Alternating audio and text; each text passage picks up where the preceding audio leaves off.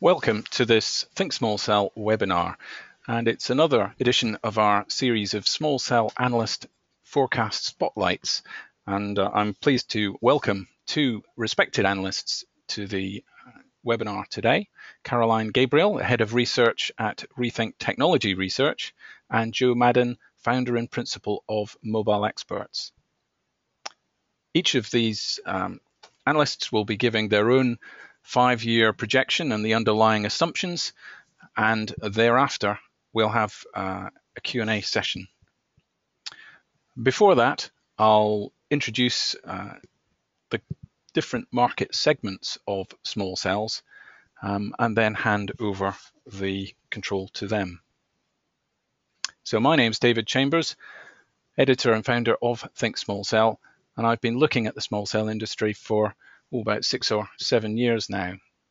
And during that time, it's evolved from handling just the residential coverage or capacity issues through to a whole range of mobile network coverage and capacity solutions.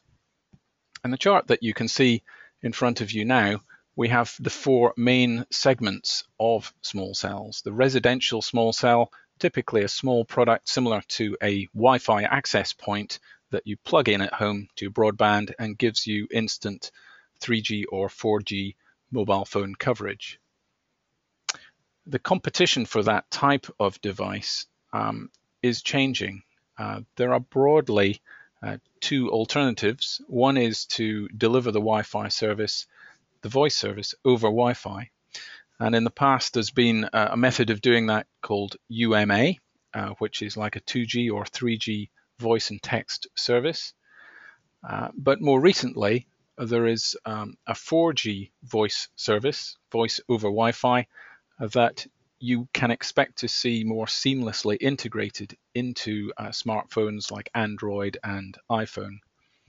And thirdly, you can download apps typically from your own mobile provider, but there are third-party versions from Skype or Viber that can also be used for this purpose. And last but not least, we've seen significant developments in various types of repeaters that can be used in areas where there is a weak signal outdoors and you just need to rebroadcast that indoors. A variety of repeaters that are available. Some of these are frankly not legal in many countries, but there are new generations of devices that can be remotely controlled by operators, and so they are not just approved but encouraged for use in certain circumstances, such as when there's no wireline broadband to connect to. Now, as femtocells got more powerful, particularly the chipsets driving them, they were then used more in offices and enterprises. And the definition of an enterprise small cell is very much around a non-residential in-building use. So when you have small buildings, small offices, then these units, typically supporting 8, 16 or so concurrent calls, can be deployed in a similar way to the residential products. But as you grow to larger buildings, you're deploying 5, 10, 20 units or up to 100 potentially, then you may well use a solution that has a local controller that coordinates the signals between the small cells on premises. And those compete with typically the fairly expensive distributed antenna systems that are commonly deployed in very large buildings, stadiums, shopping malls. One of the factors there is that an enterprise small cell is normally locked to a single network operator, a single carrier, whereas a DAS can be shared amongst a number or all mobile phone networks, so it gives service to everybody. And there's a sort of midway architecture we call the distributed radio systems, where some of the larger base station vendors have extended their architecture and distributed the base station equipment itself so that it has several radio heads deployed around a building. Typical examples of that are Ericsson's Radio Dot and Huawei's LampSite products. And equally in the enterprise, we've seen a huge take-up of enterprise Wi-Fi, which uses typically much more sophisticated Wi-Fi access points than you might have at home. And similarly, they're more expensive, but they're very capable products and include features like beam steering to adapt the coverage footprint that they have. If we then look more on the outdoor side of things, where in urban, particularly dense metropolitan areas, we have real capacity issues, that's where the urban small cell, sometimes called the metro cell, is looking to be deployed. We're talking about putting them in the lampposts, in the street furniture, in the advertising hoardings, and there's been a lot more focus on using LTE devices in that context, because LTE is within the standards and within the architecture much more capable of integrating these small cells with the macro cell network. Now, competing with that, apart from deploying more spectrum and more intense capacity at the macro cells themselves and more sectors, other solutions such as deploying remote radio heads connected to those macro cells, or using an outdoor DAS, assuming you have fiber to the lampposts or the street furniture, are other technologies that could achieve a similar outcome. And we've also seen a growing investment in carrier Wi-Fi, even for use outdoors by the network operators. And then last but not least, the current project that the Small Cell Forum is looking at and documenting are applications for rural and remote areas. So it's not just those villages that typically don't have service today, it's also maritime transport applications, cruise ships, trains, remote industrial areas such as mines, oil rigs, and even some military applications. Now, in some of these cases, you could argue that by building higher cell towers, you could perhaps reach further and increase the range, but the terrain doesn't always allow that, and you may need to put in some sort of hilltop repeaters, in which case you may well ask, well, why not put in a full small cell in those cases? So as you can see, the landscape and the opportunity for all these different applications for small cells is quite substantial. And equally, there's a growing number of different types of architectures that compete for that solution. And that makes it very difficult for the analysts you're about to hear to be able to predict over the next 5 years how that's going to happen. And the typical issues we hear from small cell forecasts are, well, you're always saying that next year is going to be the big year for small cell deployment. How confident can we be that the numbers next year aren't yet another false dawn? We have seen a substantial amount of Wi-Fi deployed, and actually that already dominates the amount of data traffic that reaches your smartphone today. So are these small cells going to complement this Wi-Fi traffic, or will Wi-Fi actually remove the need for small cells? I've already mentioned that there's a huge range of technology choices, and are those different architectures actually paralyzing the operators from making an investment decision and going down a particular path? There's just too much to choose from. And last but not least, there's a whole variety of different technologies in use today, different flavors of 3G and 4G, as well as small cell products that do all of them, 3G, 4G, and Wi-Fi. How do these forecasts differ or differentiate between the radio technologies? So clearly it's a difficult thing to do, but I'm now going to hand over to Caroline to see whether she can answer these questions. So without further ado, I'd like to pass the baton to Caroline from Rethink Research. Thanks, David, for that great intro. Just for people who don't already know me, I've been following the mobile operator network business since about 2012. Here at Rethink, we actually cover the whole of the network, macro as well as small cells, plus spectrum issues, core network issues, and so on. And we provide forecasts, reports, and business consulting services. All of those things have in common is that they're driven by deep contact with our research base, which covers well over 70 of the largest mobile operator groups around the world.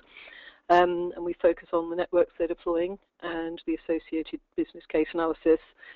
And our method for the forecast that you'll see on the small cell side in the next couple of slides, they rely on in-depth surveys and conversations with those operator bases, and all the executives who respond are on an opt-in basis, and we feed that into a model that we've been developing and evolving for most of that 12 years now.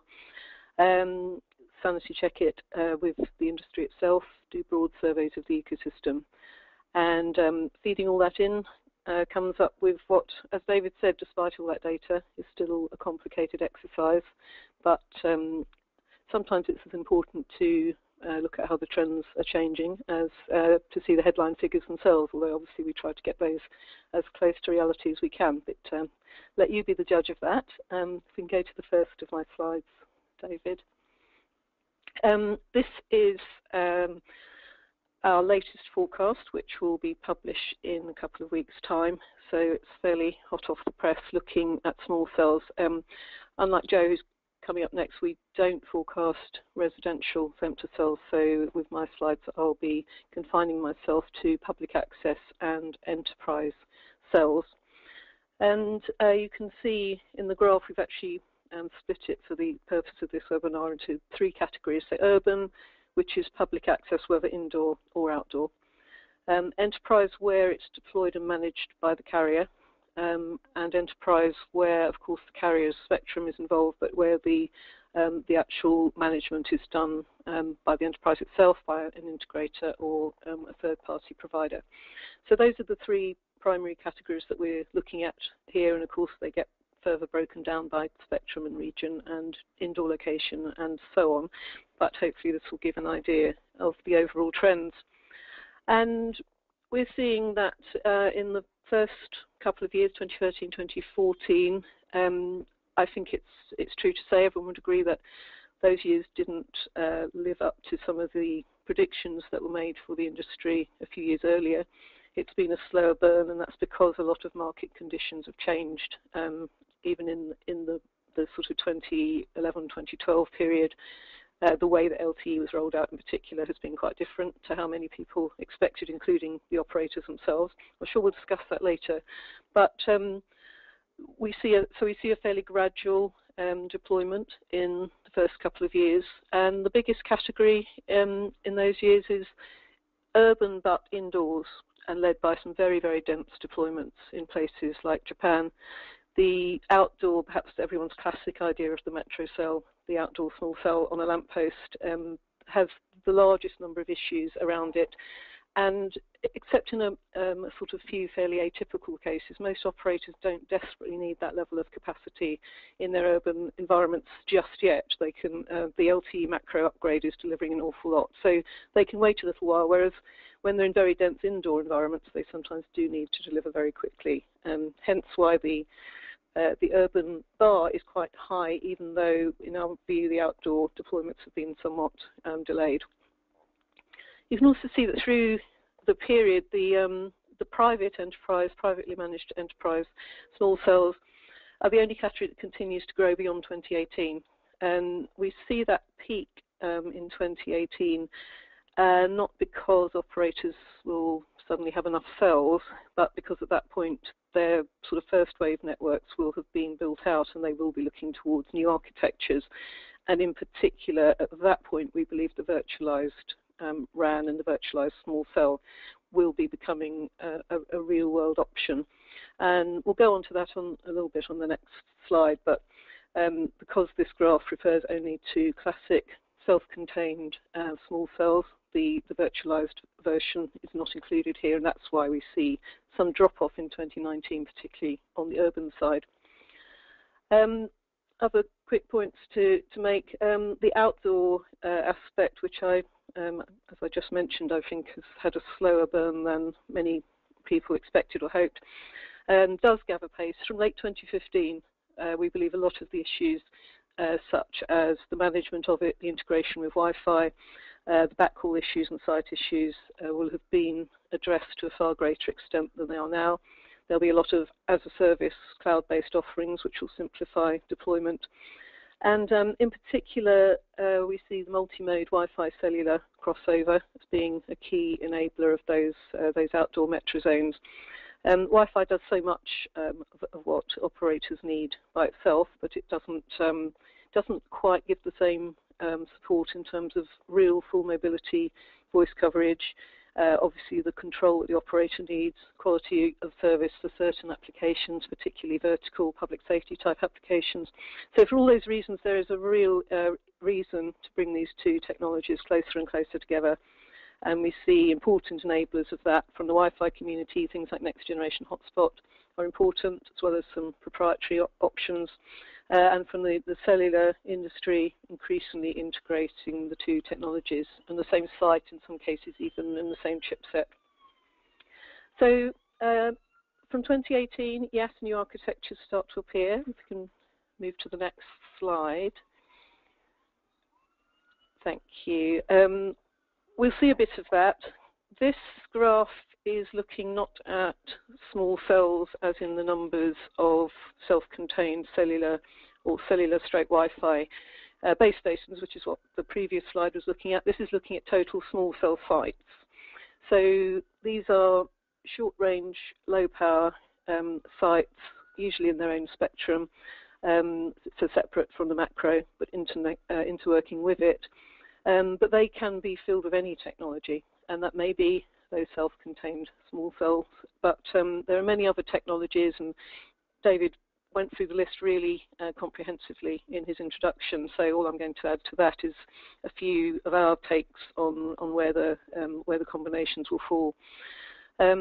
So for all kinds of reasons that I think we've discussed, the rollouts of the classic small cells have been somewhat slower than expected, and that is partly because other technologies are filling those cells, and depending on the operator's case and the particular location and scenario, some will be more effective than others. And I think a particularly interesting trend has been what David referred to, the distributed radio systems going into the enterprise. You know, you can argue all day whether you need Wi-Fi or DRS or homogeneous small cells, and it really does depend. Each enterprise will be a different case. So having all these options allows operators to mix and match to get better cost effectiveness and to decide what suits the application that they are trying to deliver. So compared to 5 years ago, our definition of what can go into a small cell site has broadened enormously.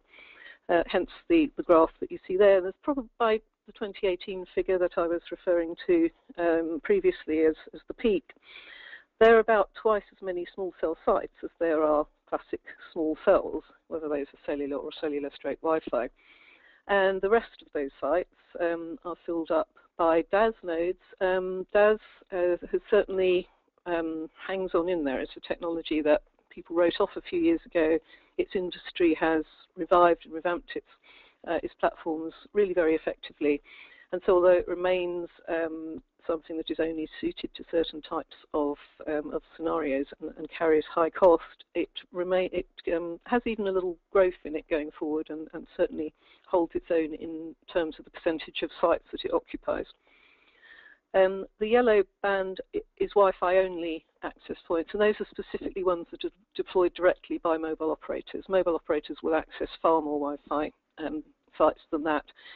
They'll go on to third-party sites through wholesale deals, roaming deals, and so on. But they will deploy pure Wi-Fi by themselves also. That's very important in these early years, as you can see, before the economics of the small cells are completely mature. So a lot of them are not only using Wi-Fi offload, but also own deployed Wi-Fi to add fairly low-cost capacity to their networks at an early stage. And the final point, which goes back to something I touched on in the previous slide, is the grey section at the top of these bars, and that is the virtualized small cell. In other words, the beginning of the next wave of new RAN architecture, arguably the beginning of 5G, whatever we want to define that as, and I'm sure we don't have time for that argument today, but I think probably most people can agree that over time virtualization is starting to affect the mobile operator network. The access network, for all kinds of reasons, including the huge investment that's only just gone into conventional LTE build-out, will be, I think, one of the last areas to be affected. But for some operators at least, small cells will be the way to where they will first go towards virtualization, having very large numbers of very small cell sites, very low power, being controlled and managed from a shared baseband facility on a server somewhere in the cloud. These are not the distributed radio systems which we include into the enterprise figure. Those have elements of Cloud RAN in that there are multiple radio heads, but they're more like a mini version of the classic base station hotel. The virtualized small cell that we're modeling here uses the NFV standard, or what may come after it, by 2019, and so is a full implementation of Cloud RAN.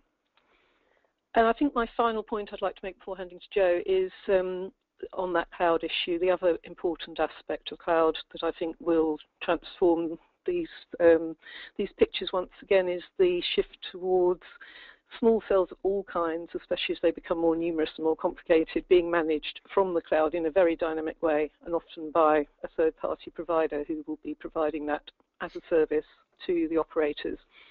So perhaps if I just have my crystal ball for a moment, that would be my other prediction going forward, is that the sheer numbers are going to shift again, because there will be more sharing, not so much through classic network sharing as through the hosted services, which are very much in their infancy now. But by the time we get to 2019, you see that slight drop-off. That will be one of the factors at play.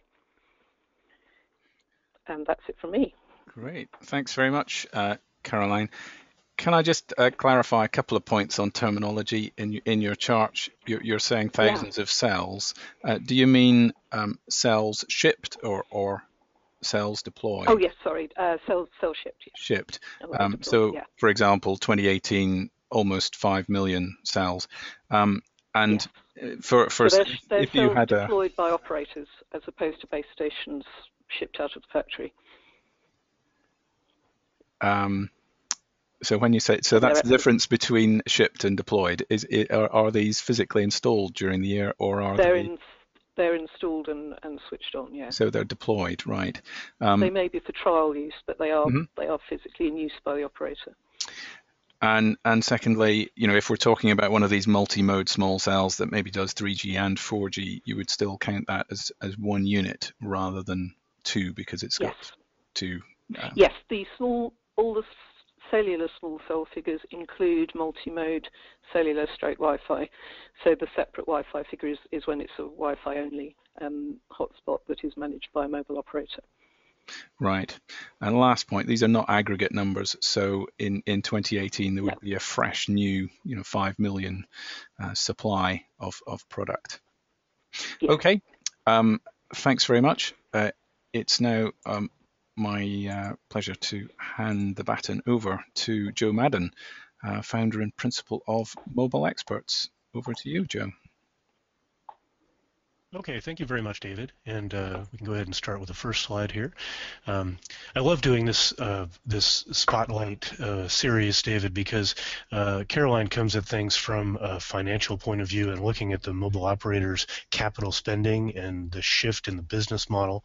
And at Mobile Experts, what we do is we look at that, but we also get close to the semiconductor vendors and keep a careful count of just what's shipping and what the trends are in the hardware and the architecture of what's going into the field.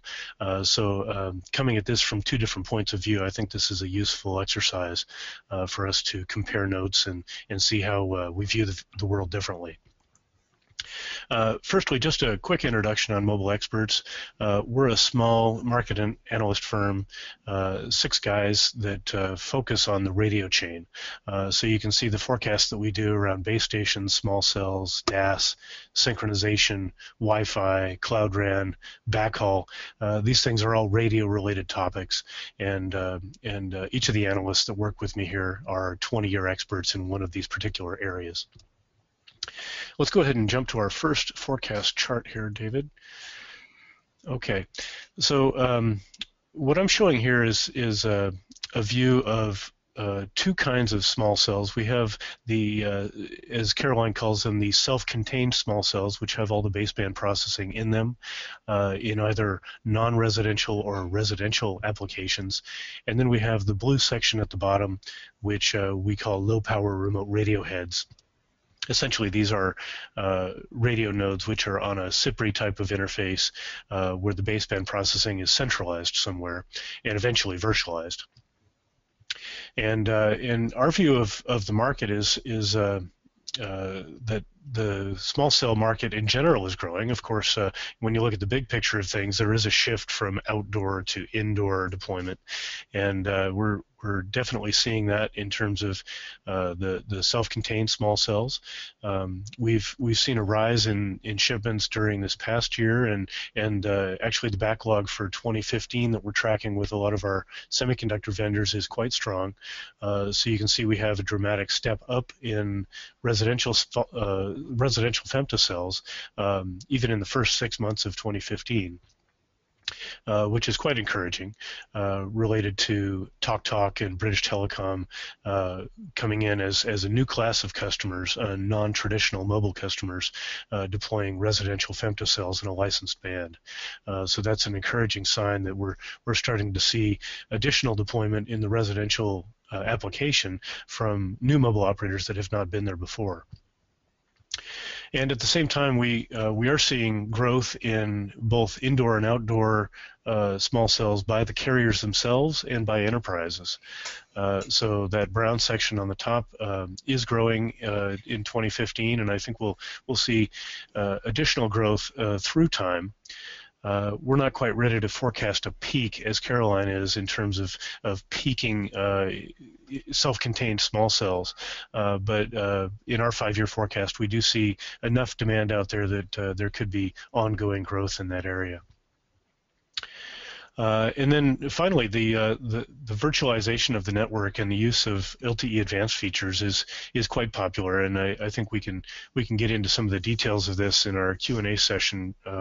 But in general, we see in Asia there's a class of customers that have their own dark fiber in the ground, and that enables them to utilize the features of LTE Advanced in a very economical way, and so there's a segment of the market which will lean toward these CPRI-based low-power remote radio heads and centralized and eventually virtualized baseband processing. So the overall view here is that we do see growth in small cells.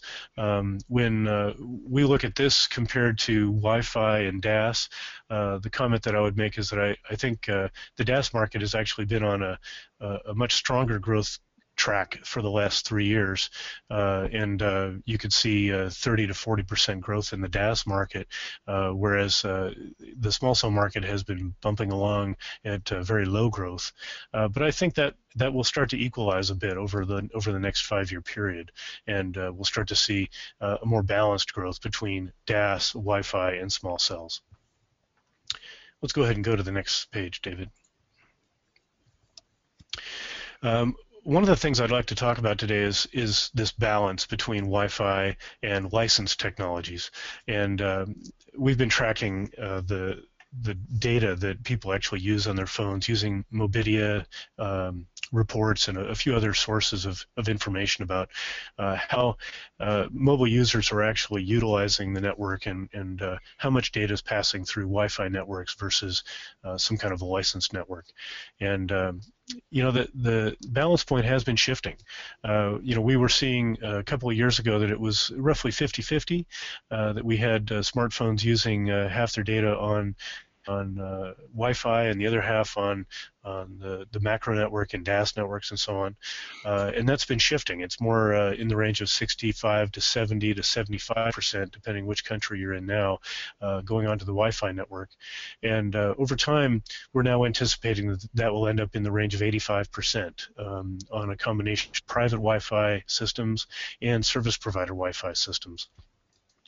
And that still allows growth in the licensed technologies and additional growth in data share, but you can see that the overall growth in data is so huge that the capacity has to go somewhere, and we're seeing that that explosive portion of the growth is primarily going onto Wi-Fi now.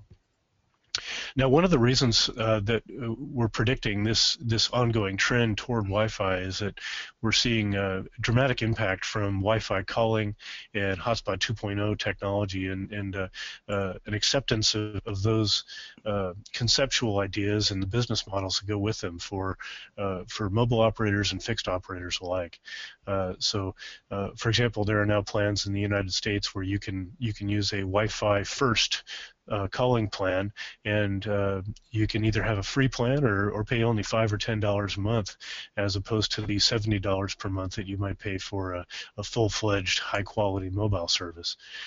So I think the market will break into tiers to some degree, and we will see competition between Wi-Fi and licensed.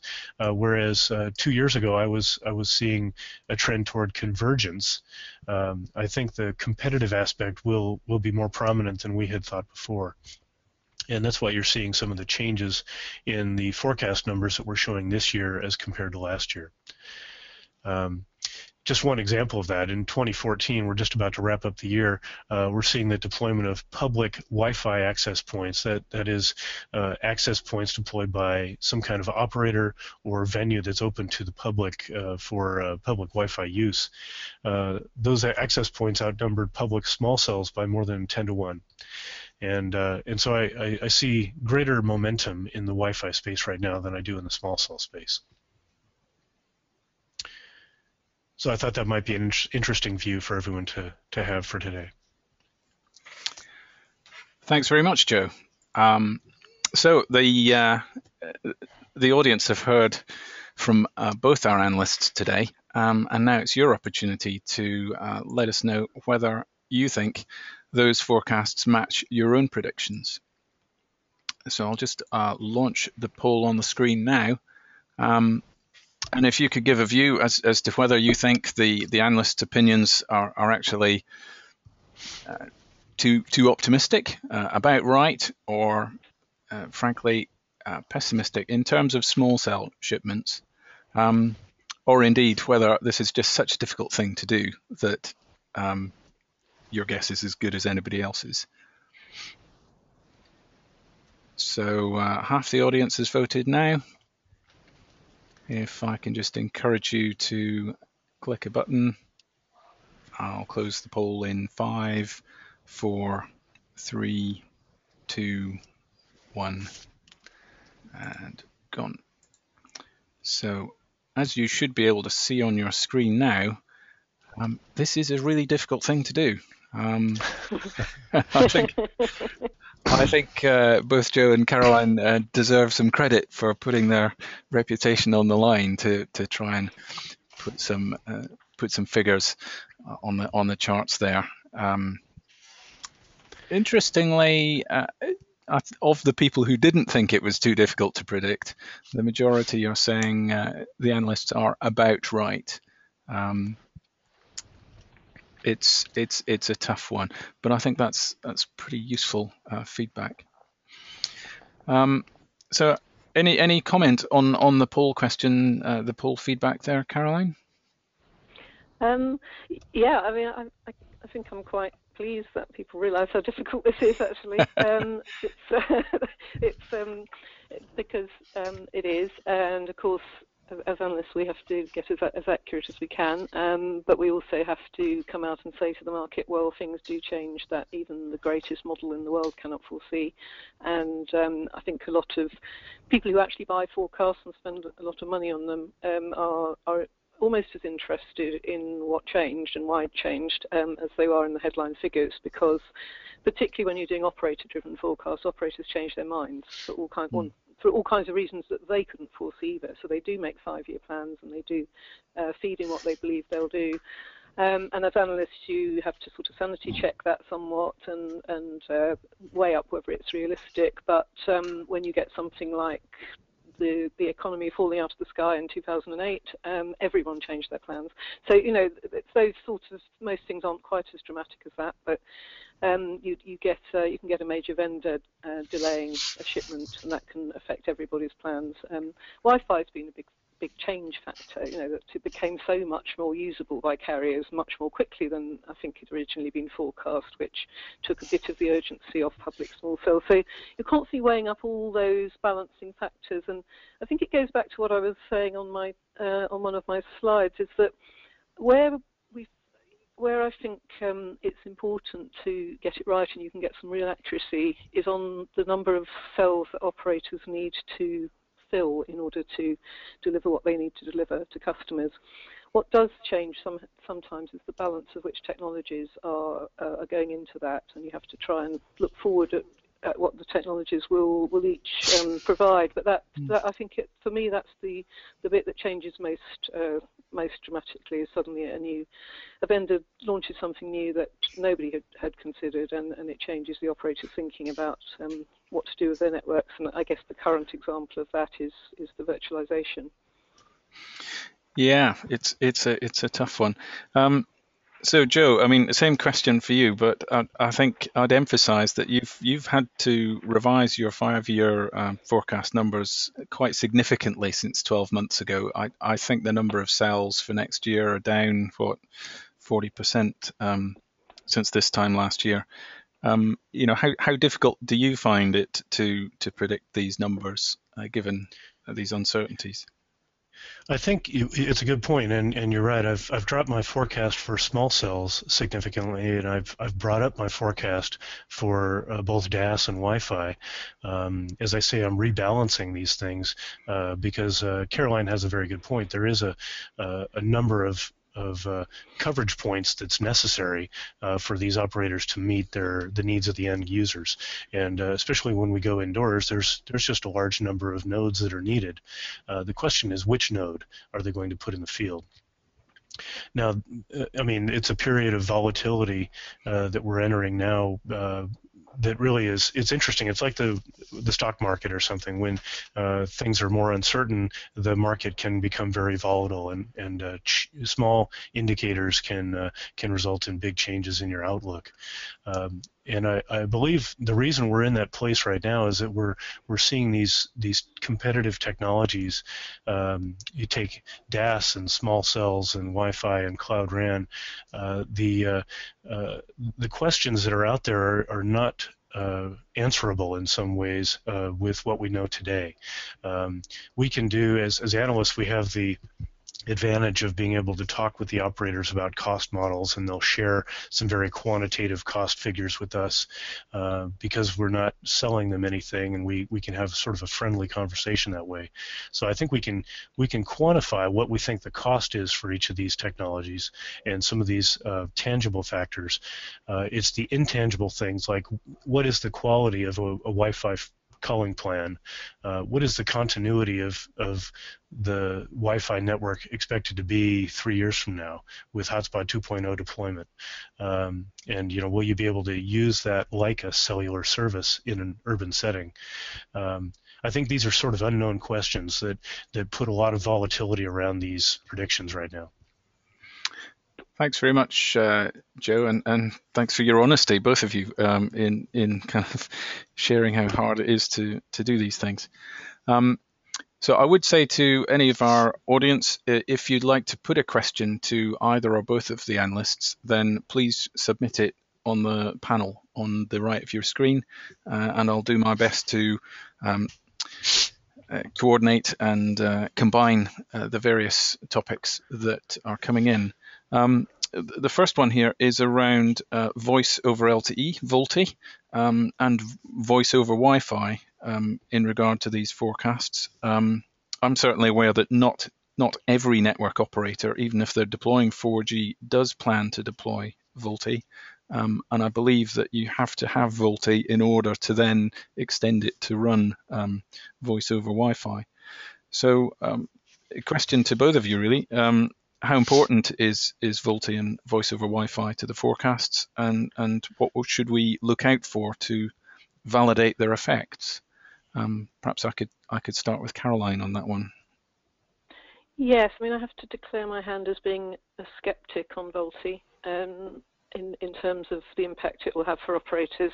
But of course, operators are deploying it, or some of them are, as you say, a lot won't. But the ones who are, it doesn't make a massive impact on my small cell forecast, because certainly in this forecast period, I think it's mainly a matter of coverage, and most operators have got an LTE macro network. And so I think that plus voice over Wi-Fi will often be the thing that fills the gaps more than VoLTE on small cells, which I think still has some quite complex mobility issues and so on attached to it, in terms of getting to a quality of experience that's comparable to cellular, to 2G, 3G cellular. I think there are going to be a lot of mobile operators who make a limited effort at VoLTE because they feel they should, and then we'll back off it. I don't think there's any possible return from it, to be honest, in financial terms. So it doesn't affect my forecast enormously. I think the reason to be deploying large numbers of small cells will be for data-driven reasons and M2M reasons, not for voice. That's really interesting. So I'll pass to Joe for some comment on that, and perhaps raise a topic if he doesn't on that one. What's your view, Joe? Okay. Well, I think VoLTE can have the potential for impact both positively and negatively on the small cell forecast. On the positive side, VoLTE could drive additional residential use of small cells and enterprise small cells and so on to capture that voice traffic and so on. But I think there's also the potential for negative impacts as VoLTE is really, I think, a strategy for the operators to be able to sunset their 2G and 3G networks. My view is that VoLTE is pursued primarily by the operators as a way to enable voice on an LTE format and eventually migrate all of their licensed networks onto LTE. If that's the case, then they're making more efficient use of the macro base stations that they have, and their need for outdoor small cells may be reduced. So when I net those things out, I agree with Caroline. I don't see a tremendous impact in the net case of VoLTE pushing small cell forecasts up or down.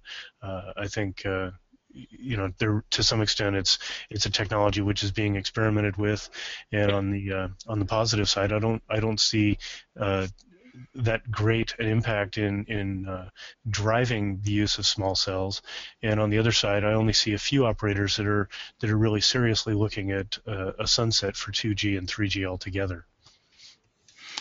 Yeah. So a couple of points maybe if I could make. One is perhaps being based here in the UK, there's a lot of excitement through both BT and TalkTalk, who themselves have 4G only spectrum, and are said to be at an advanced state of deploying, substantial numbers, potentially millions of residential femtocells that would be integrated into a set-top box or a home hub.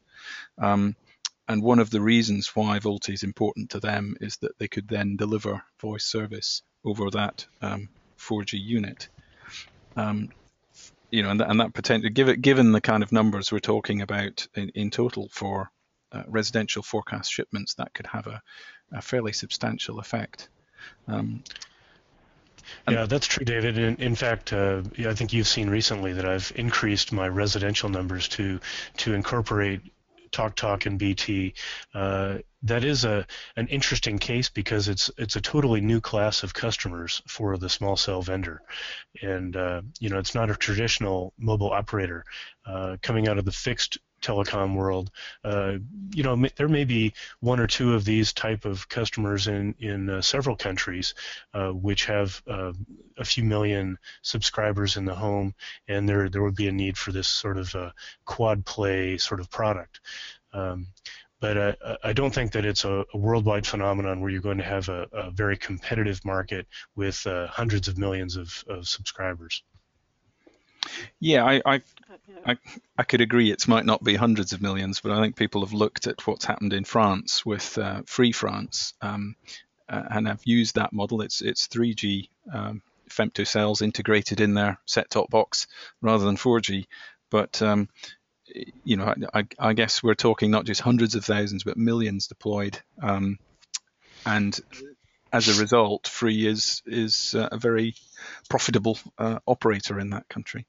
I think the other issue with it, sorry, David, I think the other issue is we've got to think about whether the operators really can deliver something consumers want with VoLTE, and I think that's open to question, because they're sort of assuming that everyone would prefer to have a cellular voice connection if they possibly can, but and that they'll add a lot of value with VoLTE because it's an IP service. But sometimes when you look at what Google and some of the enterprise over-the-top and VoIP companies are doing with their offerings, I think there'll be a lot of consumer choice to use those femtocells, their Wi-Fi access points to use voice and messaging services of their choice. And I think there's a lot of investment going into making those significantly better than what VoLTE will support. Yeah, good point. One more point there on the residential space, and when we talk about someone like TalkTalk or BT, David, you're right that there's potential for millions of units there, but we have to remember that these are very inexpensive residential units. So the real impact on spending by the mobile operators and on revenue for the equipment industry is actually not as important as what's going on in the high capacity small cells. Yeah, good point. It's important to translate the numbers for these different types of technology to total revenue. Okay, so perhaps we move on. I guess I've introduced the topic that Europe and the UK has got perhaps a different perspective or different market state from North America. Do you have any further comment on the regional variation in your forecasts, between North, South America, Europe, Asia, and elsewhere? Perhaps if I could start with Joe this time. Sure. Well, I mentioned earlier that in Asia we have some operators that own the fixed telecom network and have a lot of dark fiber already installed. That's quite a big advantage as we go into the age of virtualization. So we'll see mobile operators such as SKT or NTT Docomo or China Mobile that happen to have that fiber resource available to them.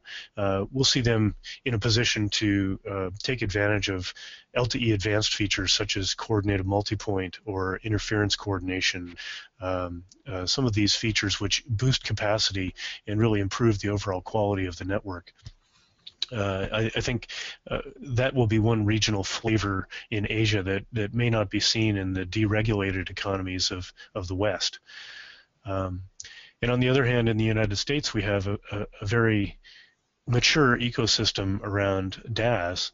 There are hundreds of small regional companies that support DAS installations and some combination of Wi-Fi and DAS implementation for enterprises and for venues, and so I think that ecosystem is going to evolve in the United States to incorporate a more organic type of network using more self-contained small cells, which use cheaper backhaul and can use a variety of backhaul resources as opposed to relying on fiber.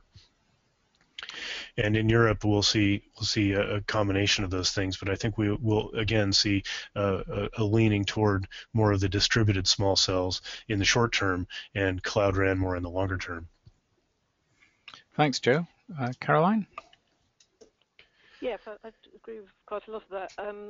I think starting with the home region, Europe certainly is slow in terms of small cells, and I think there are a lot of operators in Europe who will kind of leapfrog towards a more virtualized distributed radio model as that matures, because they haven't had the same urgency as operators in some of the Asia economies who just need capacity desperately, or the big CDMA operators who really do feel that their 3G networks had reached their ceiling.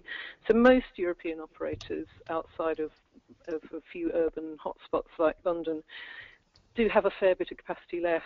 As you know, they're still debating how to get 2G and 3G coverage still. That's still as big an issue for many of them as 4G small cell capacity. So I think they will continue to be fairly slow in adopting new architectures until they do something really quite dramatic at the virtualization stage.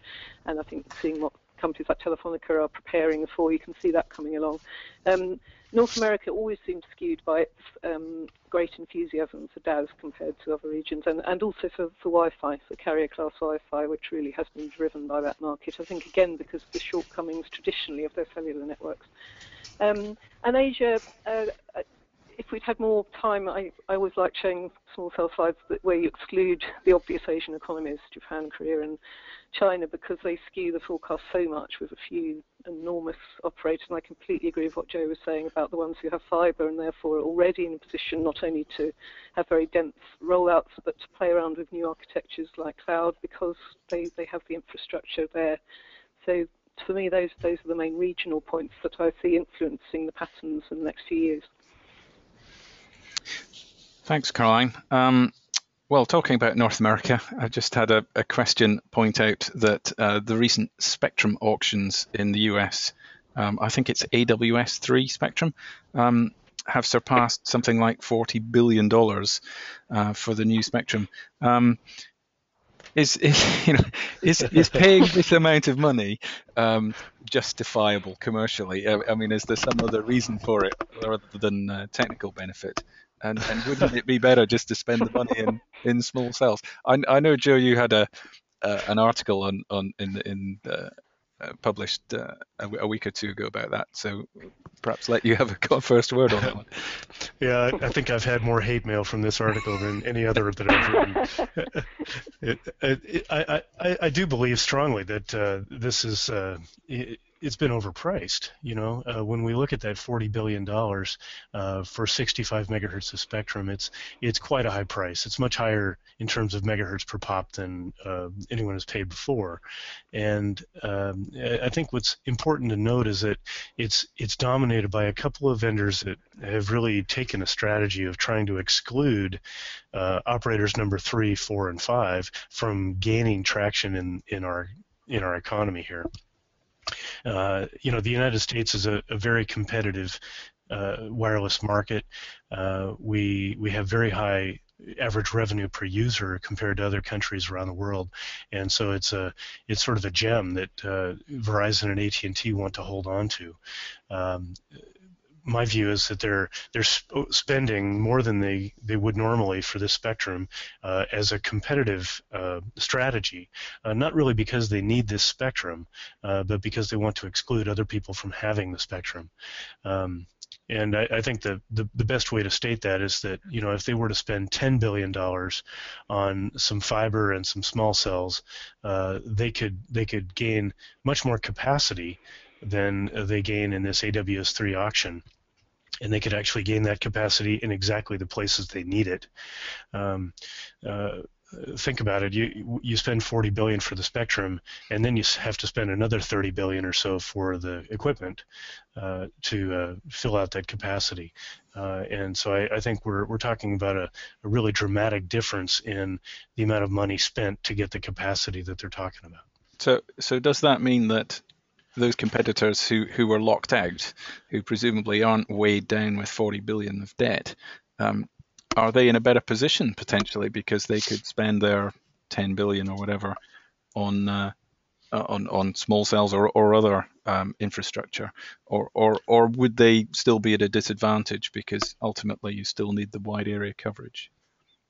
Well, you know, what I find interesting is that Sprint and T-Mobile in the U.S. are now turning toward the Wi-Fi first strategies. You see them partnering with Republic Wireless or Scratch Wireless, where they're offering these Wi-Fi calling plans, and along with the emergence of iPhone 6 and their Wi-Fi calling feature, I think is very interesting that those operators are turning away from the licensed spectrum, as if they're saying, that's too expensive. We'll rely on Wi-Fi instead.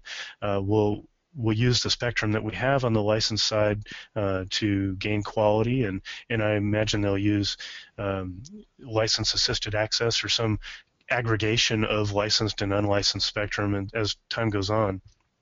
But their point of view is that they're better off spending their money in a different direction, and it could be in Wi-Fi or it could be in small cells, as you say.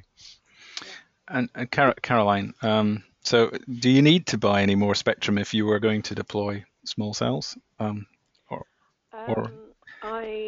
totally agree with what Joe said. I think you may need to buy new spectrum, but I don't think this is it. AWS3 is not particularly well suited. I think you'd be better to go out and buy some cheap 2.5 or 3.5 stuff that's lying around, and use that. A couple of other points. I mean, it brings back horrible memories of the Western Europe 3G auctions, which ever since have been used as an argument for why the auction system doesn't work, because people don't bid on commercial value to themselves, they bid to keep someone else out. And I think this AWS3 auction is going to finally replace those European auctions as being the best example of why the system's broken. And in Europe, we're looking at Free Mobile. You mentioned them, who's come into France. They've got a grubby bit of spectrum that someone left on the table. They've got loads of Wi-Fi, and they've disrupted the whole market. All those people who spent billions on 3G. So I think there are some lessons there, but basically I agree with Joe, and I don't think it's as simple as we don't need any more spectrum, but I think it's decide what capacity you need, how much you want to spend on it, and then get the right spectrum. And often there's some very cheap spectrum lurking around, which if you're a bit creative, as Sprint is trying to be, you can really do a lot with. Forgive me, Caroline. I'm not certain about whether this spectrum, I believe it's 600 megahertz frequency, would that require new handsets, new devices to access it, or is that one of the bands that you typically have in your iPhone or Android device today? This new spectrum, I think it's close enough that it will require device tweaks, but it won't be anything major. It won't be a whole new set of components, I believe. So my product might work today or might not, whereas something at say 2.5, 2.6 gigahertz might well be supported transparently. Yeah. So, obviously, there are lots of device ecosystem is a huge consideration, but AWS3 is hardly a great global band, is it? Well, that's the thing. So it just means it delays the time before which you can get your payback if not many of your existing deployed devices can use it. Thanks. Okay, well, talking about sharing networks, one of the topics that we've heard a lot about is these DAS deployments that operators, especially in North America, seem to like. But there is an equivalent technical solution using small cells with either MOCN or MORAN standards, which share the same spectrum. So the host could be AT&T. You could install it and allow, say, Verizon or Sprint users to access the service on their spectrum, as a sort of wholesale basis.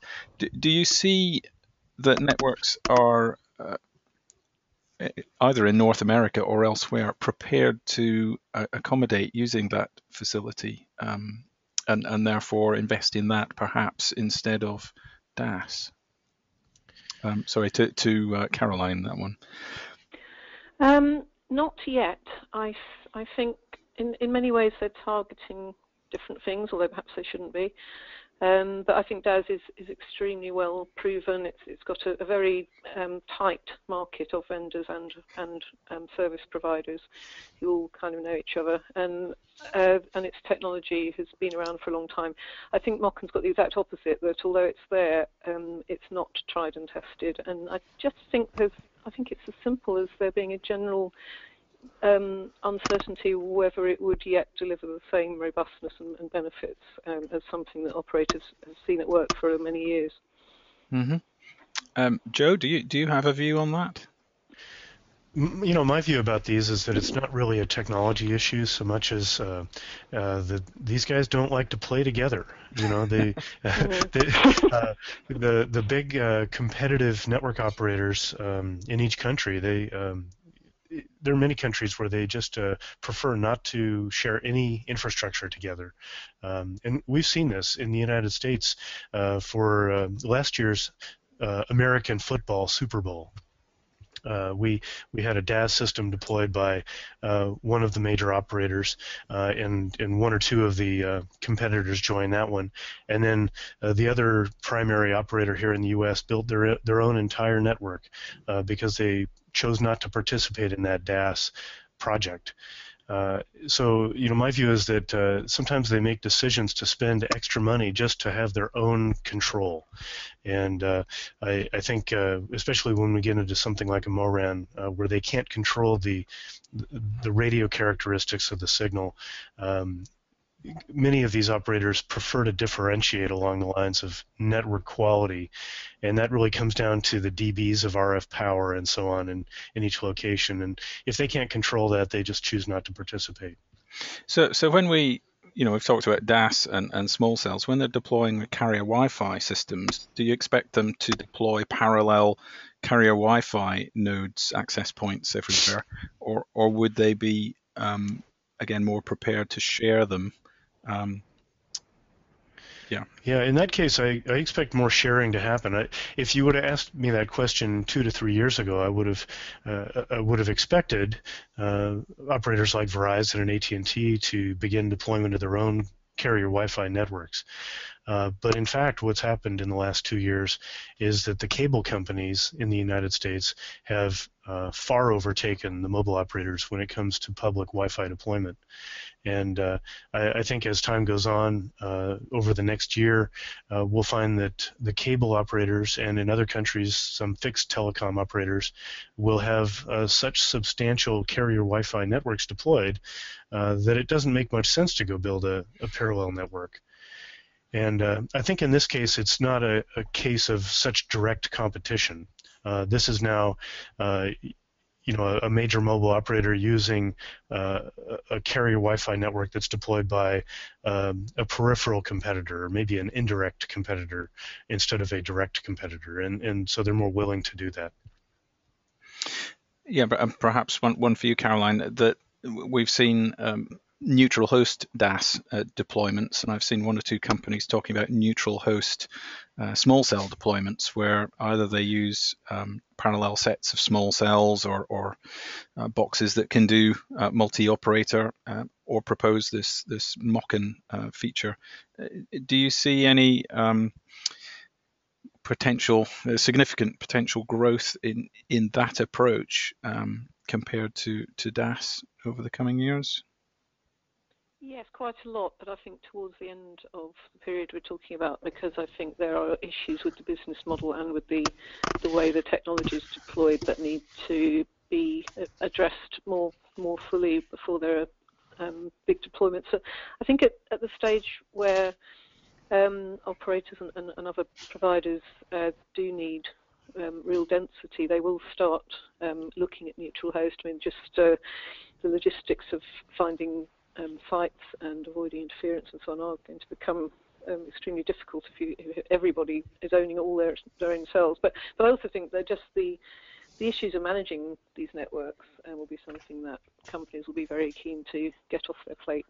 I see the logic of it following the same path as the macro networks, which increasingly are either outsourced completely or managed by a third party, and are moving towards as a service for a lot of the aspects of managing networks. So I don't see why small cells should be any different to that, and I think there's in fact a very compelling logic why they would be run on a neutral host basis or on a cloud basis. But I think there's a couple of years to go before the platforms are fully robust and fully trusted. Thanks. Okay, last question. I appreciate we're just about out of time, but last question. We've had quite a few come in from viewers today. There are a number of multi-mode indoor small cells being launched next year. So there's the Ericsson 6402. The Huawei have a similar product. Alcatel-Lucent also. And these are capable of 3G, 4G, and Wi-Fi dual band. So does that mean that the major RAN vendors are repositioning themselves towards these small and medium enterprises? Whereas maybe a year or so ago it was all radio dot, lamp site type distributed radio solutions. How is that going to upset the market over the next 12 months? Again, Caroline, do you have a insight into that? Yes, they're interesting. This flood of these projects. Some of them coming from companies that have tried to steer away from the market altogether, or indeed tried to sort of spoil it, I guess, at certain points. But yes, I think they are. I think they are repositioning themselves for the smaller enterprises. I think the format is genuinely useful because it's multi-mode, low power. The fact that all these big vendors are there will drive the cost down.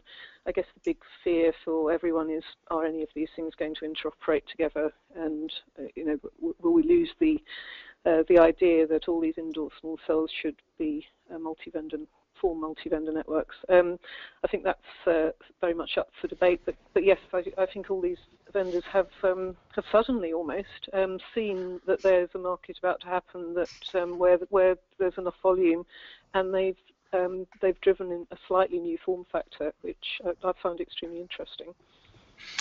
Thanks, Joe. Well, yes. I mean, you mentioned the Ericsson product, David, and I don't think that that's necessarily aimed at small enterprises or even enterprises in general. The Ericsson and Huawei approach has primarily been to offer what we call macro parity in their products, and so that means that they would run the same software features in a small cell that they run in the macro network, and you get the full mobility features from the indoors to the outdoors. I do think that the top tier OEMs will end up continuing to service their carrier market primarily, and the enterprise market is really going to be looking more toward smaller vendors that have maybe a more nimble response to their needs, and more features that are enterprise friendly. The macro parity features would not be so attractive to a large company with a corporate headquarters that wants to outfit the headquarters. But I think they would be looking for one of these technologies, maybe from IPXS or Spouter Cloud or Cisco, someone like that was oriented more toward the enterprise features that they're looking for. Great. Well, thanks very much. I appreciate we're just about out of time. But I'd like to thank both our analysts and our audience for submitting quite a wide range of interesting questions. So just before we wrap up, I'd like to offer our two analysts the opportunity just for 30 seconds or a minute or so of closing comments on really what's the state of the small cell industry today. So if I could first ask Caroline for her comment. Yes, state today is still a little bit ahead of its time. I think the case for small cells is well made. I think it was probably made with two years of over-optimism in terms of timescales for exactly when carriers on a wide basis would need this level of capacity and coverage and so on. But I think that's a common feature of our industry, perhaps. But looking forward, I think it happens. I think it's more heavily weighted towards the end of the decade than people had originally expected, and I think that's partly because there's already this conversation about 5G. A lot of operators they don't want to move on a new architecture unless they really have to, except perhaps on a limited ad hoc basis, until they're a bit more sure that they're not going to be missing the boat on something that's just around the corner. And so I think there is a further delay factor built into certainly the wide scale and the urban rollouts of small cells by waiting to see what's going to happen with virtualization. And I think that will be an element of carriers who aren't in urgent need of deploying small cells to hang on, to use DAS and Wi-Fi and so on for a bit longer, and then to go for something a bit more radical towards the 2017-18 mark. So, Joe, is 2015 the year of the small cell, or should we say 2010s are the decade of the small cell? Yeah, I think that's a good question. 2015 will be a good year. I do see growth coming this year, but it's not the hockey stick year where it all doubles or triples. I do think there will be incremental growth this year, and it'll be solid progress. When I back up to look at the big picture view, I've been in the mobile industry since 1989. I've seen the industry go from what I call the days of tower and power, where it was, the tallest tower you can find and blasting 1,000 watts of power out the antenna, to now we are moving down, and you never see those big high power installations anymore. The higher power systems are at 80 watts or so, and most of the base stations, even the macro base stations, are in the 30-40 watt range. And we're looking at a lot more small cells that are less than 1 watt. So when I look at the really big picture grand view of the market trend, I think it's clear that we're going to, in terms of the overall focus of the industry, and the money is all going toward these indoor systems, and a lot more nodes at a much lower power level. The question that remains is how that will be implemented. Where will be the baseband processing? What kind of backhaul will be used? What format will it take? And what's the business model? And I think all the things that we've been talking about today are the nuances of that. But in the end run, I do think that we'll see a lot more input to the industry and a lot closer interaction between the enterprise and the operator. The enterprise will start funding some of these projects, and I think that will drive a lot richer environment where we won't be stuck with the same 5 or 6 vendors that we've had for the macro network for the last 20 years. We'll start to be able to branch out to a new list of equipment providers and a lot more different business models as well. Great. Thanks very much indeed, Joe. So, I think it just remains for me to wrap up. If our viewers would like some more resources or information about small cells, then of course drop by our website, thinksmallcell.com. Please do sign up for our free monthly newsletter.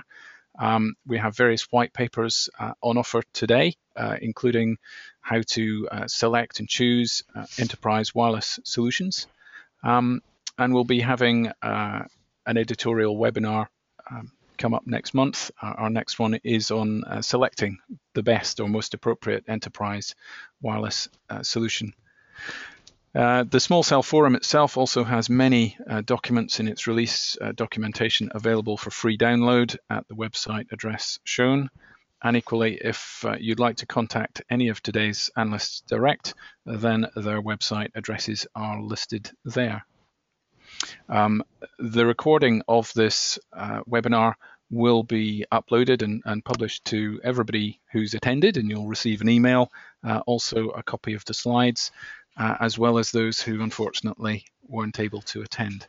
But with that, I'd like to once again thank our analysts, thank our audience, and wish you a very happy holidays.